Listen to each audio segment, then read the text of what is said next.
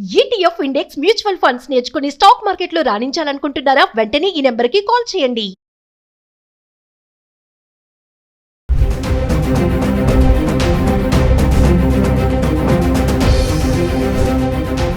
నమస్తే, నా పేరు advocate doctor Salmon Raj, supreme court of India. Welcome to Suman TV.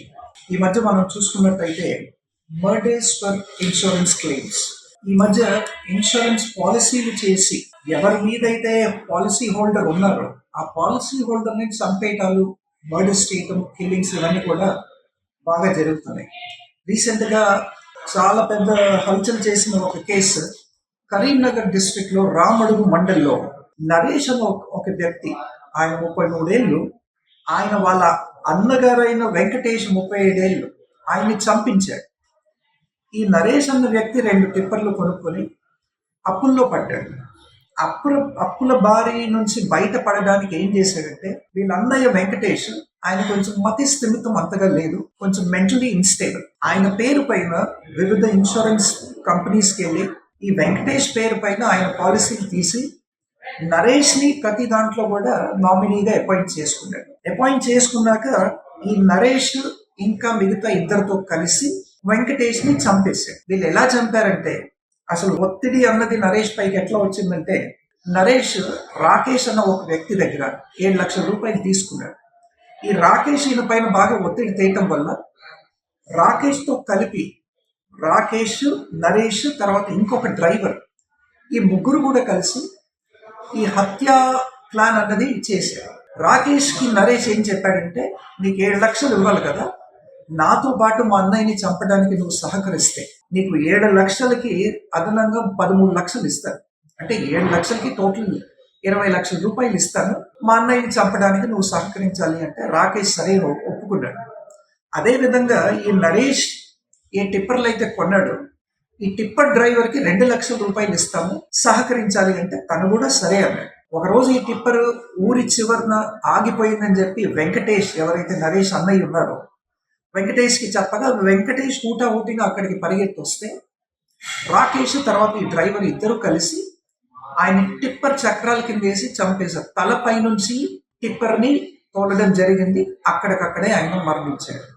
మరణించిన తర్వాత నరేష్, రాకేష్, డ్రైవర్ వీళ్ళంతా దాన్ని ఎట్లా చిత్రీకరించారంటే, ప్రమాదవశత్తు చనిపోయాడు అని. ప్రమాదవశత్తు చనిపోయాడని చెప్పారు. సరే, బాడీ పోస్ట్మార్టం తీసుకెళ్లారు, యాక్సిడెంటే. దాన్ని బాడీని అంతా కూడా బరియల్ రైట్స్ అని, లాస్ట్ బరియల్ రైట్స్ అని కూడా చేశారు. దాని తర్వాత నరేష్ ఈ 4.14 కోట్ల రూపాయల ఇన్సూరెన్స్ ఏదైతే వీళ్ళ అన్నయ్య పైన తీసుకొని తాను నామినీగా అపాయింట్ చేసుకున్నాడు, వాటిని క్లెయిమ్ చేయడానికి వివిధ ఇన్సూరెన్స్ కంపెనీలకు వెళ్తే ఇన్సూరెన్స్ కంపెనీ వాళ్ళ రూల్స్, రెగ్యులేషన్స్ ఇవన్నీ కూడా ఉన్నాయి. వీళ్ళు నరేష్ని ప్రశ్నిస్తే అనుమానాస్పదంగా ఈయన రిప్లైస్ ఇవ్వటం వల్ల ఇన్సూరెన్స్ కంపెనీస్కి అనుమానం వచ్చి వాళ్ళు పోలీస్ కేసు పెట్టారు. పోలీస్ కేసు ఇన్సూరెన్స్ కంపెనీ పెట్టిన తర్వాత, ఎందుకంటే ఇక్కడ చూసుకుంటే మనం ఈ ఇన్సూరెన్స్ క్లెయిమ్ అన్నది 4.14 లక్షల రూపాయలు. The amount is quite huge. కాబట్టి ఇన్సూరెన్స్ కంపెనీ ఊరికేనే అట్లా ఇన్షూర్డ్ కాబట్టి ఇవ్వడానికి లేదు. అందుకనే వాళ్ళ రూల్స్, రెగ్యులేషన్ ప్రకారం వాళ్ళు ఏం చేశారంటే, వాళ్ళ ఓన్ ఇన్వెస్టిగేషన్ చేసి తర్వాత పోలీస్ కేసు ఫైల్ చేస్తే, పోలీస్ ఇన్వెస్టిగేషన్లో వెల్లడైంది ఏంటి అంటే, నరేష్, రాకేష్, తర్వాత డ్రైవర్ ముగ్గురు కలిపి ఇన్సూరెన్స్ అమౌంట్, కేవలం ఇన్సూరెన్స్ అమౌంట్ క్లెయిమ్ చేయడానికే అన్నయ్యని చంపేశారు అని చెప్పి పోలీస్ వారి ఇన్వెస్టిగేషన్ నిర్ధారించుకుని ముగ్గురిని అయితే అరెస్ట్ చేశారు. మనం చూసుకున్నట్టయితే ఈ మధ్య కాలంలో ఈ మర్డర్స్ ఫర్ ఇన్సూరెన్స్ క్లెయిమ్స్ అనేది చాలా ఎక్కువగా అవుతుంది. మరి ముఖ్యంగా ఇండియాలో చూసుకుంటే భార్యలు భర్తల్ని చంపటం, భర్తలు భార్యలు చంపటం, భార్యల పైన ఇన్సూరెన్స్ పాలసీలు భర్తలు తీసుకోవటం, లేదంటే భర్తల పేరు పైన కూడా భార్యలో ఇన్సూరెన్స్ పాలసీ తీసుకోవడం, వాళ్ళ పారమౌంట్స్తో మర్డర్స్ చేయించడం, ఇవన్నీ కూడా ఎన్నో చూసాం. మరి ముఖ్యంగా నార్త్ ఇండియాలో ఎక్కువ చూసాం. ఇదే కాకుండా ఈ మర్డర్స్ ఫర్ ఇన్సూరెన్స్ క్లెయిమ్స్ అనేది యునైటెడ్ స్టేట్స్ ఆఫ్ అమెరికాలో చాలా ఎక్కువగా ఉంది. సో ఈ యునైటెడ్ స్టేట్స్ ఆఫ్ అమెరికా అంతా కూడా చూసుకుంటే a lot of insurance frauds and insurance policies. అసలు మనం ప్రశ్నించుకున్నట్టయితే, ఒక ఇన్సూరెన్స్ పాలసీ హోల్డర్ ఎవరైతే ఉన్నారో ఆయన చనిపోతే నామినీ ఎవరైతే ఉన్నారో నామినీ ఏ విధంగా అర్హుడు అవుతాడు ఈ ఇన్సూరెన్స్ పాలసీ క్లెయిమ్ చేయడానికి అని అనుకుంటే, మనం ఇన్సూరెన్స్ యాక్ట్ చూసుకుంటే ఇన్సూరెన్స్ యాక్ట్ 1938 ఏదైతే ఉందో, as per section 39 of the insurance act 1938, the policy holder can appoint a nominee who will be called as a beneficial nominee. ఈ చట్ట ప్రకారం అండర్ సెక్షన్ 39 ఒక పాలసీ హోల్డరు ఒక బెనిఫిషియల్ నామినీని అపాయింట్ చేయగలడు. ఈయన తదనంతరం అంటే ఆయన న్యాచురల్ డెత్ అయినా, యాక్సిడెంటల్ డెత్ అయినా, మర్డర్ అయినా ఏదైనా కానీ ఇన్సూరెన్స్ పాలసీలో, మరి ముఖ్యంగా లైఫ్ ఇన్సూరెన్స్ పాలసీస్లో నామినీకే ఈ అమౌంట్ అంతా కూడా వర్తిస్తుంది. మనం ఫస్ట్ క్లాస్ నామినీస్ అని చూసుకుంటే చట్ట ప్రకారం, ఇన్సూరెన్స్ యాక్ట్ ప్రకారం, దీంట్లో మనకి పేరెంట్స్ వస్తారు, చిల్డ్రన్ వస్తారు, తర్వాత స్పౌసెస్ వస్తారు. ఈ మూడు కేటగిరీ అంటే పేరెంట్స్ కానీ, చిల్డ్రన్ కానీ, స్పౌసెస్ కానీ ఫ్యామిలీ బెనిఫిషియల్ నామినీస్ కేటగిరీ కిందకు వస్తారు. ఈ నాన్ ఫ్యామిలీ బెనిఫిషియల్ కేటగిరీ చూసుకుంటే మనం క్లోజ్ ఫ్రెండ్స్ కానీ, ఫ్యామిలీ ఫ్రెండ్స్ కానీ వీళ్ళు వస్తారు. సో ఈ నాన్ ఫ్యామిలీ బెనిఫిషియల్ నామినీస్ కి కూడా అమౌంట్స్ అలాట్ చేయడం జరుగుతుంది. ఈ నరేష్ కేసులో మనం చూసుకున్నట్టయితే, ఈ నరేష్ కేసులో ఫ్యామిలీ బెనిఫిషియల్ నామినీ, ఎందుకంటే సొంత తమ్ముడే కాబట్టి అన్నయ్య, అందులో మెడికల్ సర్టిఫికెట్స్ ఉంటాయి, ఆయన mentally unstable, mentally insane, psychiatric treatments ఇవన్నీ కూడా ఉన్నాయి కాబట్టి ఉండొచ్చు. కాబట్టి ఇవన్నీ కూడా పెట్టి ఆయన నేనే తమ్ముడిని, నాకే ఉంటుంది. ఆ వెంకటేష్ అనే అబ్బాయికి పెళ్ళి అయినట్టు ఎక్కడ కూడా మనకి తెలియలేదండి, పిల్లలు ఉన్నట్టు తెలియలేదు. ఒకవేళ పెళ్ళయి పిల్లలు ఉంటే భార్యో లేదంటే పిల్లలు చేసి ఉండొచ్చు.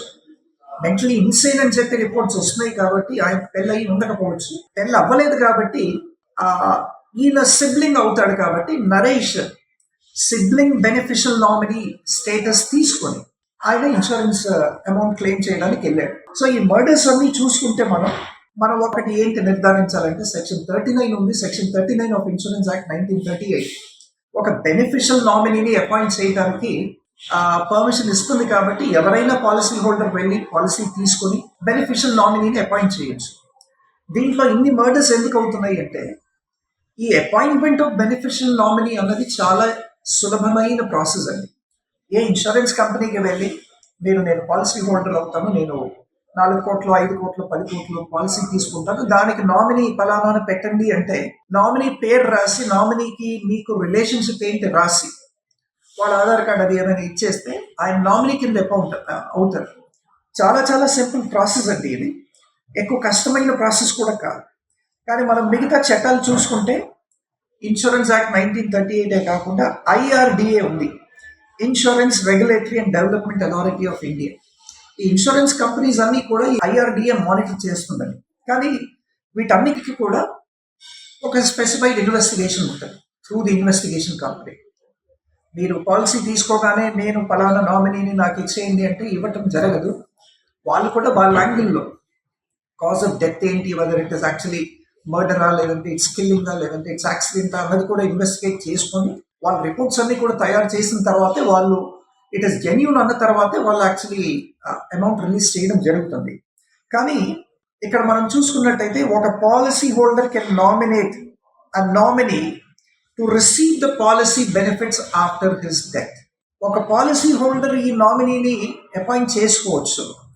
కాదు అంటే డ్యూరింగ్ హిస్ లైఫ్ టైం, అంటే పాలసీ హోల్డర్ బ్రతికున్నన్ని రోజులు సపోజ్ ఒక ఏ అన్న వ్యక్తిని ఆయన అపాయింట్ చేసుకుంటే, ఆయన మంచోడు కాదు, చెడ్డవాడు, లేదంటే ఆవిడ మంచిది కాదు, చెడ్డవాడు అని తెలిస్తే ఆ నామినీని రీప్లేస్ చేసుకోవచ్చు ఆయన బ్రతుకున్నన్ని రోజులు.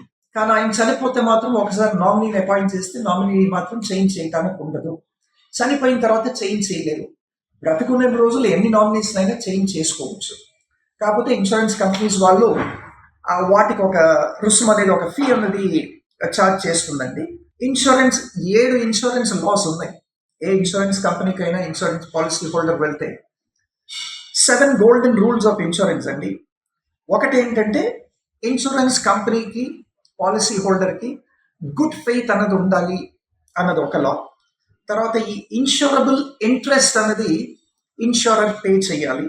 రెండోది ఇండెమ్నిటీ, మూడోది ఇండెమ్నిటీ, తర్వాత 4వది కాంట్రిబ్యూషన్, 5వది సబ్రోగేషన్, 6వది ప్రాక్సిమేట్ కాస్ట్, 7వది లాస్ మినిమలైజేషన్. ఈ లాస్ మినిమలైజేషన్ ఏంటి అంటే, ఒక వ్యక్తి పాలసీ తీసుకున్నాక సపోజ్ ఒక కార్ ఉందనుకోండి, కార్కి పాలసీ తీసుకుంటే ఆ కార్ ఒకవేళ ఫైర్ వల్ల దేని వల్ల డ్యామేజ్ అవుతే కార్కి డబుల్ కాస్ట్ ఇవ్వడం అన్నది పాలసీ ఇన్సూరర్ డ్యూటీ కాదండి. It is only a policy is given only to compensate the loss. ఇక్కడ లైఫ్ ఇన్సూరెన్స్ తీసుకుంటే లైఫ్ ఇన్సూర్డ్ అవుతాయి. ఒక వ్యక్తి చనిపోతే వాళ్ళ ఫ్యామిలీ మెంబర్స్ కింద చూస్తాం మనం 3 కేటగిరీస్. 4వ కేటగిరీ వచ్చి సిబ్లింగ్ బెనిఫిషియల్ నామినీ కూడా. సో ఈ 4 కేటగిరీస్ వాళ్ళకి వర్తిస్తుంది. ఏంటి అంటే, ఆయన చనిపోయాడు కాబట్టి ఆయన డెత్ ని కాంపెన్సేట్ చేస్తూ, ఆయన డెత్ లాస్ ని కాంపెన్సేట్ చేస్తూ ఈ ఇన్సూరెన్స్ అమౌంట్ అనేది ఇవ్వడం జరుగుతుంది అనమాట. ఒక లైఫ్ కి మనం ఎప్పుడు కూడా ప్రైస్ కట్టలేము, అందుకని ఎన్ని కోట్లైనా మీరు ఇన్సూరెన్స్ తీసుకోవచ్చు. There is no law in India or anywhere else in the world wherein a life of a person is being actually priced. ఒక వ్యక్తి జీవితానికి ఇంత డబ్బు ఎంత మూలం చెల్లించాలన్న రూల్ కానీ అట్లాంటి యాక్ట్ కానీ ఎక్కడ కూడా లేదు. కాబట్టి ఆ పాలసీ అనేది లిమిట్లెస్ మీ పైన ఉంటుంది. ఇయర్లీ మీరు పాలసీ అమౌంట్ ఎంత కట్టుకోగలరు ఇవన్నీ కూడా ఉంటాయి. కానీ ఈ నామినీ అపాయింట్ చేసే ప్రాసెస్ చాలా సింప్లిఫైడ్. నామినీ ఒకవేళ చేంజ్ చేయాలి అంటే policy holder as per the insurance company rules, policy holder ఆ ఓల్డ్ నామినీ ఆర్ ప్రీవియస్ నామినీకి నోటీస్ ఇవ్వాలి. నోటీస్ ఇవ్వకుండా వేరే నామినీని అపాయింట్ చేసి నేను నిన్ను బిని నామినీ అపాయింట్ చేశాను అని చెప్పంటే, ఒకవేళ ఏ వచ్చి క్లెయిమ్ చేస్తే insurance company is not responsible for all this. కాబట్టి ఒక policy holder must and should issue notice if is changing a nominee అనమాట. ఇప్పుడు మనం చూసుకుంటే రీసెంట్ గా సుప్రీంకోర్టు ఒక జడ్జ్మెంట్ ఇచ్చింది. ఒక కేసులో శక్తి యజ్దాని వర్సెస్ జయానంద్ అని. ఇది నామినీకి సంబంధించిందే. శక్తి యజ్దాని అన్న వ్యక్తి తన నామినీ తనకు అన్ని రైట్స్ ఉన్నాయని చెప్పి సుప్రీంకోర్టులో ఫైల్ చేస్తే 2023 SC అని. సుప్రీంకోర్టు వారు తేల్చి ఏం చెప్పారంటే, nominee though he is actually a person who is only holding the assets temporarily. Supreme court వారు ఏమన్నారంటే, ఒకవేళ బ్యాంక్ అకౌంట్కి కానీ వేరే మానిటరీ ట్రాన్సాక్షన్స్ కి ఎవరినైనా నామినీ పెడితే ఆ నామినీకి కంప్లీట్ ఓనర్షిప్ రాదు. నామినీ అన్న వ్యక్తి తనే ఓనర్ అని చెప్పి ఒక XYZ ని పెడితే తను అమౌంట్స్ క్లెయిమ్ చేయటానికి లేదు. నామినీ పదానికి సుప్రీంకోర్టు వారు డిస్క్రిప్షన్ ఏమి ఇచ్చారు, దాని మీనింగ్ ఏం చెప్పారంటే, a nominee is a person who will hold the assets temporarily until the rightful legal heir claims it. ఒక నామినీ అయిన తర్వాత లీగల్ హెయిర్ కూడా అయి ఉండాలి. సో ఈ కండిషన్స్ అయితే సుప్రీంకోర్టు వారు చాలా చక్కగా ఒక నామినీ అంటే ఏంటి అన్నది డిస్క్రైబ్ చేసింది. అదే మన బ్యాంక్ అకౌంట్స్ అనుకోండి, ఈ కొత్తగా ఒక యాక్ట్ వచ్చింది, banking laws amendment act 2025. Banking laws amendment act 2025 కొత్తగా ఈ 2025లోనే ఈ యాక్ట్ తీశారు. దీని ప్రకారం ఏంటంటే, ఒక బ్యాంక్ అకౌంట్కి ఒకరు కాదు, ఇద్దరు కాదు, ముగ్గురు కాదు, 4 నామినీస్ ని మీరు పెట్టుకోవచ్చు. అంతకుముందు బిఫోర్ దిస్ యాక్ట్ మనం చూసింది ఏంటి అంటే, ఒక అకౌంట్కి ఒక నామినీ. ఎవరి అకౌంట్స్ ఉంటే భార్య అకౌంట్ అనుకోండి, దానికి ఒక నామినీ. ఇప్పుడు అట్లా కాదు, ఈ విధంగా కాదు. ఒకవేళ ఒక భర్త ఉన్నాడు, పిల్లల్ని ఒక నామినీ చేయొచ్చు, భార్యను ఒక నామినీ చేయొచ్చు, తల్లిని ఒక నామినీ చేయొచ్చు, తమ్ముడిని ఒక నామినీ చేయొచ్చు. 4 డిఫరెంట్ నామినీస్ చేసిన తర్వాత ఆ నామినీస్ చేసినప్పుడు ఒక్కొక్కరికి ఎంత భాగం అన్నది కూడా, ఒక్కొక్కరికి ఒక షేర్ కూడా అలాట్ చేయొచ్చు. ఒక్కొక్కరికి ఒక ఫిక్స్డ్ ప్రైస్ ఆఫ్ అమౌంట్ కూడా అలొకేట్ చేయొచ్చు. దాని ప్రకారం తర్వాత ఈయన తదంతరం కానీ, ఆవిడ తదంతరం కానీ, ఈ పర్టికులర్ పాలసీ హోల్డర్ తదంతరం కానీ, వీళ్ళు ఫిక్స్ చేసుకున్న షేర్స్ ప్రకారమే వీళ్ళందరికి కూడా షేర్స్ ఉంటాయి. మళ్ళీ మీరు ఈ కొత్త యాక్ట్ రావటం వల్ల లిటిగేషన్ ఇన్ ద కోర్ట్స్ టోటల్గా తగ్గిపోయిందండి. సో ఇవన్నీ చూసుకుంటే a lot of developments have happened. కానీ life insurance policy nominees, beneficial nominees ఎవరైతే ఉన్నారో, as per section 39 of the act of the insurance act 1938, వీటిని ఇంకా స్ట్రిక్ట్గా చేయాలండి. వీటిలో ఇంకా స్ట్రింజెంట్ అమెండ్మెంట్స్ తీసుకురావాలండి. ఎందుకంటే అపాయింట్మెంట్ ఆఫ్ నామినీ అనేది చాలా సింపుల్ ప్రాసెస్ కాబట్టి ఇట్లాంటి మర్డర్స్ అన్ని కూడా జరుగుతున్నాయి. ఈ మర్డర్స్ని మినిమైజ్ చేయాలి అంటే ఫస్ట్లీ చాలా స్ట్రిక్ట్ అండ్ స్ట్రింజెంట్ లాస్ తీసుకొని రావాలి. IRDAI కానీ లేదంటే సుప్రీం కోర్ట్ ఆఫ్ ఇండియా కానీ ఈ లాస్ అన్నది ఏంటి, ఏ విధంగా మనం we can actually minimize the murders for insurance claims అనేది కూడా సుప్రీంకోర్టు వారు యాక్చువల్లీ ఎస్ దాని కేసులో చెప్పలేదు, కానీ ఒక స్ట్రిక్ట్ అండ్ స్ట్రింజెంట్ లా తీసుకొచ్చి వీటిని అమెండ్ చేసి సెక్షన్ 39ని అమెండ్ చేస్తే కానీ ఈ మర్డర్స్ ఆఫ్ ఇన్సూరెన్స్ క్లెయిమ్స్ అనేవి తగ్గదు. Thank you.